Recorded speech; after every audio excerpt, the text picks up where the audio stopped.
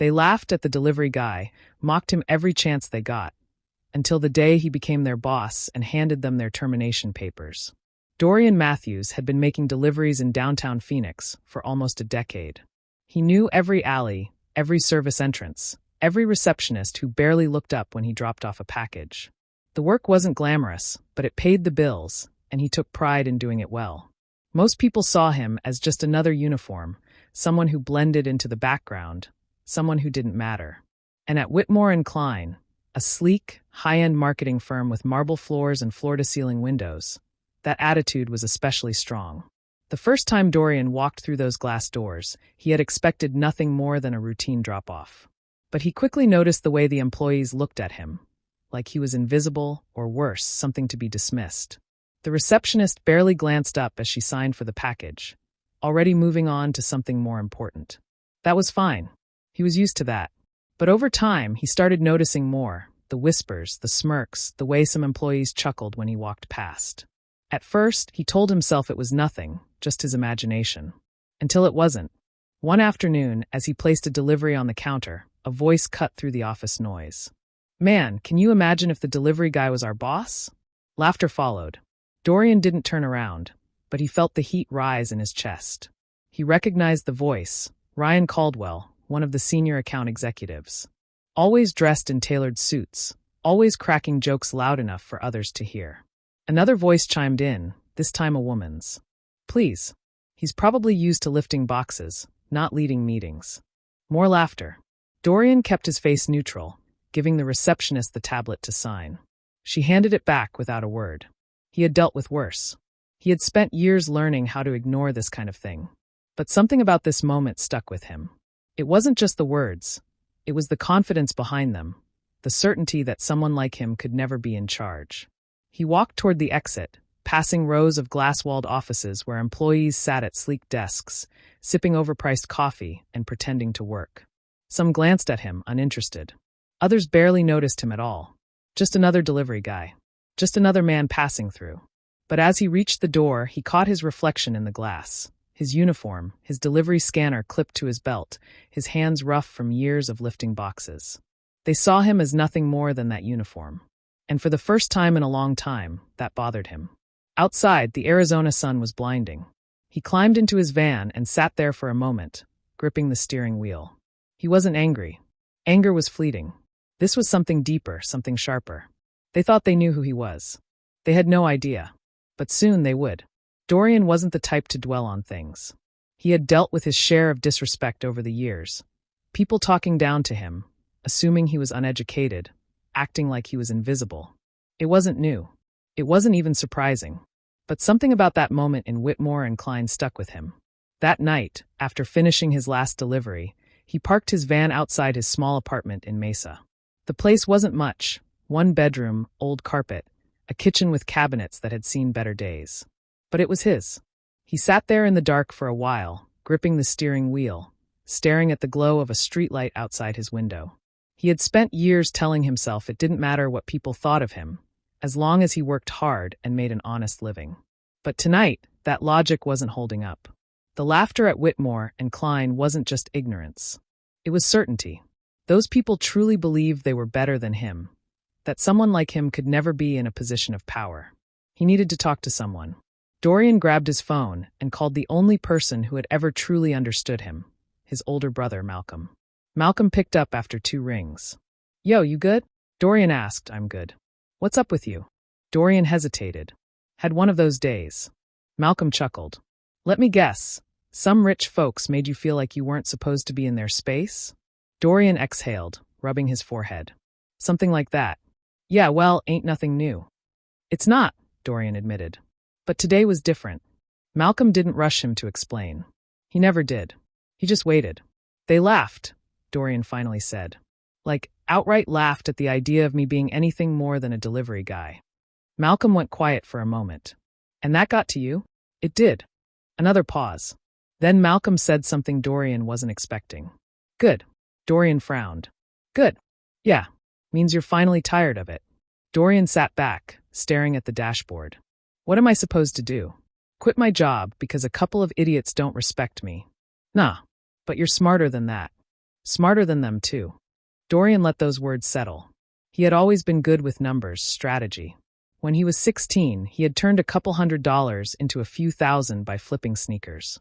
Later, he got into investing, stocks, small businesses, even real estate deals. He understood the game better than most. But he had never gone all in. Malcolm's voice pulled him from his thoughts.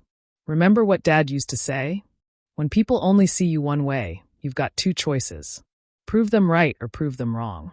Dorian exhaled. Yeah, I remember. Then what you gonna do? Dorian didn't answer right away. He was thinking about Whitmore and Klein, the expensive suits, the arrogant smirks, the way they had laughed at the idea of him being anything more than a guy who dropped off their packages. They saw him as small. And maybe up until now he had been thinking small. He looked at the worn steering wheel beneath his hands, then at the dashboard, where a stack of delivery invoices sat. This wasn't all he was. He knew that. But they didn't. And that needed to change. Because proving them wrong wasn't going to happen overnight. But it was going to happen. Dorian wasn't just a delivery guy. Not really. That was the part off. Himself, he let people see the part they assumed was all there was to him.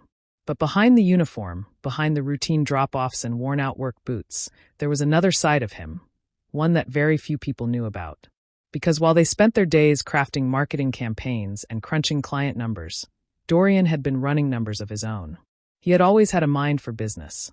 Even as a kid, he had found ways to make money. When other kids spent their allowances on toys, he had been flipping sneakers, limited editions, hard-to-find releases. He knew exactly when and where to buy them, and, more importantly, who was willing to pay double, sometimes triple, for a pair. By the time he was 20, he had moved on to cars, buying and selling used vehicles, learning how to negotiate, how to spot a deal before anyone else did. He invested in stocks, started putting money into small businesses. He never flaunted it, never talked about it. But he watched, he learned, he built. And over the past year, something even bigger had been brewing. Dorian had been sitting on a business proposal, one that had caught the attention of serious investors. People who weren't interested in where he came from or what he did for a living, but in what he knew. They saw his potential. They saw how he analyzed businesses, spotting their weak points, understanding their value before anyone else did. And now they were ready to back him. He had been meeting with them in the evenings after long shifts, late nights spent on Zoom calls, poring over financial statements, refining his strategy. He had already helped turn around 2 struggling businesses, quietly, efficiently. No one at Whitmore and Klein would ever suspect it. But they were about to find out. One evening, he sat across from his lead investor, Anthony Wells, in a private lounge at a downtown hotel. The place was sleek, leather chairs, dim lighting, the quiet hum of business deals being made over expensive whiskey. Wells was a sharp, no-nonsense businessman who had built his fortune in commercial real estate. He didn't waste time on people who weren't serious. So, tell me again, Wells said, sipping his espresso. Why Whitmore and Klein? Dorian leaned forward. Because they're in trouble. And they don't even realize how bad it is. Wells raised an eyebrow. Explain. Dorian pulled out a folder from his briefcase, flipping it open on the table between them. They've been bleeding clients for the past year. Bad leadership, outdated strategies, spending money in the wrong places. They look successful on the surface, but their debt load is suffocating them. He tapped the papers. I give it 6 months before they either downsize or sell. Wells studied the numbers, flipping through the pages. You're sure about this? Dorian nodded. I've been watching them for a while. Their biggest accounts are pulling back, their client retention is dropping. They're relying on reputation, not results. And that's catching up with them. Wells smirked. And you want to be the one to buy them out? Dorian didn't hesitate. I don't just want to buy them. I want to turn them around, restructure, cut the dead weight, bring in fresh talent, make them profitable again. Wells sat back, tapping his fingers against the table. It's a bold move. It's a smart move, Dorian corrected. Wells chuckled. You've got confidence, I'll give you that. He took another sip of his espresso, then set the cup down and reached into his jacket pocket. He pulled out a check and slid it across the table. Dorian looked down at it. The amount was exactly what he needed to make the first move. You've got my backing, Wells said. Don't make me regret it. Dorian picked up the check, feeling the weight of the moment. This was it. The people who mocked him had no idea they were laughing at their future boss. And soon, they were going to find out the hard way. Dorian knew patience was key. Buying a company wasn't like buying a car or flipping a stock. It required strategy, precise timing, and knowing exactly when to strike. He had spent months studying Whitmore and Klein's finances, learning their weaknesses, tracking their every misstep. The company wasn't just struggling, it was sinking. On the surface, they still had the sleek office, the polished brand, the illusion of success. But underneath, it was chaos. Their biggest clients were scaling back, their expenses were out of control, and their leadership had no idea how to fix it. Dorian wasn't the only one who had noticed. Rumors started circulating in industry circles. Whispers about potential layoffs, talks of restructuring. Some employees could sense it. Others were in denial, convinced that their firm was untouchable. But Dorian knew the truth. With Wells and the other investors backing him, he began making moves, quietly, strategically. The first step was securing the shares. Whitmore and Klein wasn't a publicly traded company, but it had multiple stakeholders. Former executives, private investors, people who had put money in years ago and were now desperate to get out before things collapsed. Dorian approached them one by one, making offers they couldn't refuse. At first, some were skeptical. A delivery guy buying into a major marketing firm? But money talked and Dorian had the leverage. One by one, they signed over their shares. It took weeks, late-night meetings, careful negotiations. But by the time the paperwork was finalized, Dorian held the controlling interest. He owned Whitmore and Klein. The last step was making it official. The current CEO, Richard Langford, was a man who had built his career on old money and good connections. He wasn't particularly smart, just lucky. And luck had finally run out. Dorian scheduled a meeting. No warning, no pretense, just a direct email to Langford's assistant. Subject: immediate discussion required. The assistant, a woman named Ellen who had worked at Whitmore and Klein for over 20 years, blinked in confusion when she saw Dorian's name in the sender's field. She had seen him drop off packages dozens of times. Why was he emailing the CEO directly? She knocked on Langford's office door, stepping inside carefully. "Sir, I just received an urgent email from Dorian Matthews." Langford didn't look up. "Who?" "The delivery man," Ellen said hesitantly. Langford's fingers paused over his keyboard. He let out a dry laugh, shaking his head. "You mean the guy from the lobby? What could he possibly want?" "He's requesting an immediate meeting." Langford leaned back in his chair, rubbing his temple. He was already in a foul mood. Profit reports were looking grim, and their largest client had just pulled their contract. The last thing he had time for was nonsense. "Fine, bring him in," Langford muttered, waving a dismissive hand. "Let's get this joke over with." By the time Dorian walked into the Whitmore and Klein office that morning, the energy in the building had already shifted. There were murmurs, glances exchanged in the hallways. The receptionist, the same one who had barely acknowledged him for years, suddenly sat up straighter when he entered. Langford was waiting in his office, clearly irritated. He didn't even stand when Dorian walked in. "What's this about?" Langford asked, barely glancing up from his computer. Dorian took a seat across from him, setting a thick envelope on the desk. "It's about the fact that, as of this morning, I own the majority of Whitmore and Klein." Langford finally looked at him. He frowned, then let out a short, dismissive laugh. "You? That's impossible." Dorian didn't blink. "Check the paperwork." Langford hesitated, then grabbed the envelope, pulling out the documents. As he flipped through them, his face lost color. He looked up again, this time with something different in his expression, panic. "This is a joke," he muttered. "Who the hell do you think you are?" Dorian leaned back in the chair, calm. "I think I'm your new boss." Langford slammed the papers down. "This firm isn't for sale." "It was," Dorian said smoothly. "You just didn't know it." Langford's mouth opened, then closed. He looked at the numbers again, as if trying to find a mistake, but there was no mistake. The realization hit him like a brick. He wasn't the CEO anymore. Dorian stood up. "I'll give you until the end of the day to clear out your office." Langford stared at him, speechless. Dorian turned toward the door, but before he left, he glanced over his shoulder. "Oh, and Richard," he let a small smile cross his lips, "don't worry. I'm sure there's a delivery job out there for you somewhere." Langford's face turned red, his jaw tightening, but he said nothing. The office would never be the same again. And for the first time in years, Dorian Matthews wasn't just passing through. He was in charge. Dorian knew that taking over Whitmore and Klein was one thing. Making sure everyone understood what that meant was another. As he walked out of Langford's office, the murmurs in the building grew louder. Employees shot glances at each other, whispering behind cupped hands, confusion written across their faces. They had seen him before, hundreds of times, but never like this.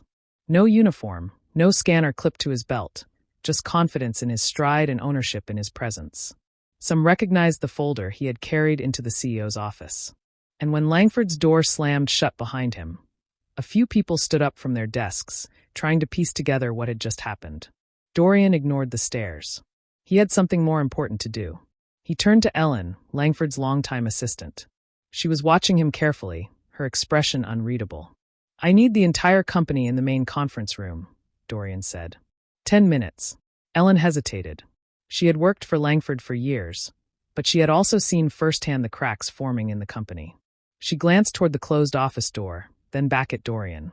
"I'll send the email now," she said. Minutes later, the employees of Whitmore and Klein shuffled into the sleek, glass-walled conference room, murmuring among themselves. Ryan Caldwell, the same senior executive who had laughed about the idea of Dorian being in charge, leaned over to his colleague and scoffed. "What is this?" Ryan muttered. "A security briefing?" His friend smirked. "Maybe they're laying off the cleaning crew." The joke stopped when Dorian stepped to the front of the room. No one sat down. No one spoke. The silence stretched as he looked around, meeting their eyes. Some looked confused, others looked impatient, and a few, like Ryan, still looked amused. Dorian finally spoke. "I'm sure you're all wondering why I called this meeting." A few exchanged glances, shifting on their feet. "As of this morning," Dorian continued, "I am the new majority owner of Whitmore and Klein." A ripple of stunned silence moved through the room. Someone let out a small, disbelieving laugh, as if waiting for a punchline. It never came. Ryan folded his arms, smirking. "You're joking." Dorian turned his gaze to him, his expression unchanging. "Do I look like I'm joking?" Ryan's smirk faltered. Dorian set a thick stack of documents on the conference table. The financials, the contracts, every signed deal that made this possible. He gestured to the papers. "If anyone has doubts, feel free to take a look." Nobody moved. The weight of reality settled over the room. It wasn't a prank. It wasn't a mistake. Dorian Matthews, the man they had ignored, the man they had laughed at, was now their boss. For the first time since stepping into that building, Dorian allowed himself a small pause. He let them sit with the moment, let them process it. Then he spoke again. "I've worked in this building for years. Most of you never noticed me. Some of you did, and made sure I knew exactly what you thought of me." His gaze flickered briefly toward Ryan. Ryan shifted uncomfortably, but said nothing. "But I also remember something else," Dorian continued. "I remember watching this company make mistake after mistake. I remember seeing potential wasted because leadership refused to adapt. And I remember thinking that if I had the chance, I would do things differently." He took a step forward, his tone unwavering. "That chance is now." A nervous energy filled the room. People who had been standing with arms crossed slowly unfolded them. Others who had been leaning against the wall straightened. Dorian glanced around the room, then let his next words land with precision. "Things are about to change. Some of you won't like it. Some of you won't be here for it." Silence. Dorian gave them a moment to absorb that before continuing. "But for those of you who are willing to work, who are willing to be part of something stronger, something better, you'll have a place here." He let his eyes sweep the room. "One last time. This is not the same company it was yesterday, and it's definitely not the same company it was when I walked in here as a delivery man." Another pause. Then, with a calm authority that left no room for doubt, he finished. "If you don't like that, there's the door." The weight of his words settled over the room like a final verdict, and for the first time, the people in that office realized Dorian Matthews wasn't just passing through. He was here to stay. The conference room was thick with silence. No one moved. No one spoke. The reality of what had just happened settled in like a slow-building storm. Dorian could see it in their faces. The disbelief, the unease, the subtle glances exchanged between employees who, just moments ago, had felt untouchable. Then, finally, someone broke the silence. Ryan Caldwell let out a short laugh, a bitter, hollow sound. He shook his head, crossing his arms. "This is insane," he muttered. "You can't be serious." Dorian turned his gaze to him, steady. "You think I'd stand here and say all this if I wasn't serious?" Ryan exhaled sharply, running a hand through his hair. "So what? You come in here, throw your weight around, and we're all just supposed to fall in line." Dorian didn't blink. "No. You're supposed to do your job. If you can't handle that, you're free to leave. Ryan scoffed. Right. Because you, of all people, are suddenly the expert on running a firm like this. Dorian took a step closer, his voice unwavering. I know this company better than you think, Ryan. I've spent years watching you all operate, watching the arrogance, the wasted potential, the outdated strategies. And I've spent even more years learning how to run businesses successfully. Ryan clenched his jaw. You're making a mistake. No, Dorian said calmly. The mistake was assuming I didn't belong here. A few murmurs rippled through the room. Some employees looked at each other, uncertain. Others, especially the junior staff, who had been ignored by upper management for years, seemed almost intrigued. Dorian let the tension settle before continuing. Let's talk about mistakes, actually, he said. He pulled a folder from the stack on the table and flipped it open. Ryan, since you seem to have so much to say, maybe you'd like to explain why your department is responsible for one of the largest client losses in company history? Ryan's face darkened. That's not. It is, Dorian cut in smoothly, and I have the reports to prove it. Overpromising, underdelivering, failing to adjust strategies when the market shifted. He tapped the folder. The client walked and took millions in revenue with them. Ryan's face burned red. Dorian shut the folder. So, if we're questioning who deserves to be here, I'd say you have a lot more to answer for than I do. Silence. Ryan's mouth opened slightly as if he wanted to argue, but he didn't, because he knew the numbers didn't lie. Dorian took a deep breath and turned his attention to the rest of the room. This is the part where some of you start to panic, where you start wondering if you're about to lose your jobs. He let the words linger for a moment before continuing. And the answer is, some of you will. That got their attention. Dorian gestured toward the documents in front of him. I've already done my research. I know who brings value to this company. I know who's been skating by. And I know who's been taking credit for other people's work. Some people visibly tensed. Others stole glances at their colleagues, as if suddenly realizing the consequences of their office politics. Dorian continued. There's dead weight in this company. And I don't carry dead weight. If you're here to do your job, to work, to contribute, to help rebuild something stronger, you have nothing to worry about. But if you're here just to collect a paycheck and keep up appearances, he shrugged. You won't last long. He let that settle before delivering the final blow. I'll be sending out termination notices by the end of the day. The room felt like it had lost all its oxygen. Ryan took a step forward. You can't just. I can, Dorian said simply. And I will. Ryan's jaw clenched. His pride wouldn't let him be the first to back down. He straightened his tie, lifted his chin. Fine. If this is how it's going to be, then I quit. Dorian met his stare. That's the first good decision you've made in years. Ryan scoffed, shaking his head. He turned and stormed out of the conference room, slamming the door behind him. A heavy silence followed. Dorian let the moment breathe, then turned to the rest of the staff. For those of you still here, remember this. Whitmore and Klein isn't just going to survive. It's going to become something better than it ever was before. But that only happens if the right people are in place. He let his gaze move across the room, taking in the reactions, some nervous, some determined, some still processing what had just happened. If you're willing to step up, to work, to actually build something meaningful, you'll have a place here. Another pause. But if you're only here because you think you deserve to be, because you're comfortable, because you think nothing will change. He gestured toward the door. You can follow Ryan. The room remained silent. But this time it wasn't shock. It was realization. Things had changed. Dorian wasn't the man they had dismissed anymore. And from this moment forward, he never would be again. By the time Dorian left the conference room, the energy in the office had completely shifted. Some employees sat at their desks in stunned silence. Others whispered in hushed voices, stealing glances at the man they had ignored for years. Some looked afraid. Others looked intrigued. And a few, just a few, looked inspired. Dorian didn't let any of it affect him. He had done what needed to be done. Now the real work began. As he stepped into what was now his office, formerly Langford's, he let out a slow breath. The space was bigger than he had expected.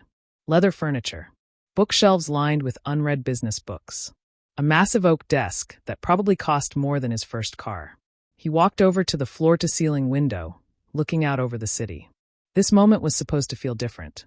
He had spent months, years even working toward this. Fighting against every assumption, every dismissal, every time someone had underestimated him.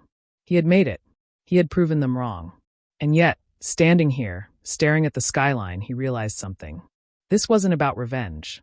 It had never been about that. If it was, the satisfaction would have faded by now. He would have felt the high of proving them wrong, of watching Ryan storm out, of seeing the looks on their faces when they realized the man they had mocked now owned everything they stood on. But that feeling wasn't what drove him. He had done this because he knew he could build something better. Not just for himself, but for the people in that office who had been overlooked, dismissed, underestimated. Just like he had been. There were people in that building who had talent. People who had ideas. People who, under the right leadership, could turn this company into something great. And there were people who didn't belong there anymore. He had spent years learning that respect wasn't given. It was taken, earned, built with action, not words. A soft knock at the door pulled him from his thoughts. Ellen, Langford's former assistant, stepped inside hesitantly. "Everything all right?" she asked. Dorian turned from the window, nodding. "Just getting used to the view." She gave a small smile.